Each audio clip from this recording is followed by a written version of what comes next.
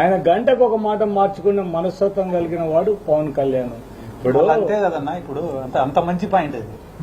ఎందుకంటే కానీ పొద్దున ఒంగోలులో పుట్టినా అన్నాడు, నెల్లూరులో పుట్టినా అన్నాడు, కర్నూలులో పుట్టినా అన్నాడు. అది మీరు అడగాల్సింది మమ్మల్నిగా. ఆయన అడగాలి, ఏం సార్ ఇన్ని చోట్ల పుట్టినావు నువ్వు అని. అది అయిపోయిన తర్వాత ఏమన్నాడు, నేను మా నాయన అసలు మా ఇంట్లో హారతి ఇస్తే సిగరెట్ వెలిగించుకుంటామని ఆయన్నే అన్నాడు. పొద్దున్న లేస్తే మా ఇల్లంతా రామనామమే ఉంటుంది అన్నాడు. ఇప్పుడు అంత ఘోరంగా అబద్ధాలు చెప్తాంటే, ఇప్పుడు నువ్వు ఇందాక నీ కింద మళ్ళా చెప్పినా, మళ్ళా నాతో చెప్పిస్తాను. నువ్వు నీ కోరిక అంతే ఏంది, నేనేమన్నా మాట్లాడితే పవన్ కళ్యాణ్ వాళ్ళతో నన్ను తిట్టియాలని, అదే కదా. నువ్వు నా మీద పగబట్టినావు, ఆయన పైన పగబట్టినావు అర్థం లేదు. ఇప్పుడు మొన్న పులివెందుల ఎలక్షన్ జరిగింది తెలుసా మీకు? పులివెందుల ఎలక్షన్ జరిగినప్పుడు వాస్తవానికి అయితే కూటమి బాధ్యత ఏమి, 3 పార్టీలుగా ప్రచారం చేయాలా. దాంట్లో బీజేపీకి సంబంధించిన ఒక ఆయన యాక్టివ్గా తిరిగినాడు, టీడీపీకి సంబంధించిన ఆయన ఒక ఆయన యాక్టివ్గా తిరిగినాడు. జనసేన ఉనికే లేదు ఆడ. ఎందుకు లేదు?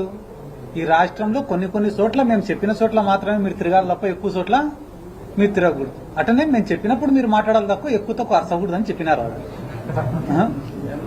ఈ సందర్భంగా మీరు ఏమైనా డిమాండ్ చేస్తారా? మీరు ఎందుకు స్పందించట్లేదు పవన్ కళ్యాణ్? అస్సలు మేము ఆయన ఒక్క మాట అనదలుచుకోలే. అది కరెక్ట్.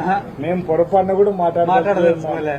మా సిద్ధార్థ చెప్పినట్టు వాళ్ళని గురించి ఒక్క మాట కూడా మాట్లాడదలుచుకోలేదు. మాకు fight is between YSR Congress party and కూటమి.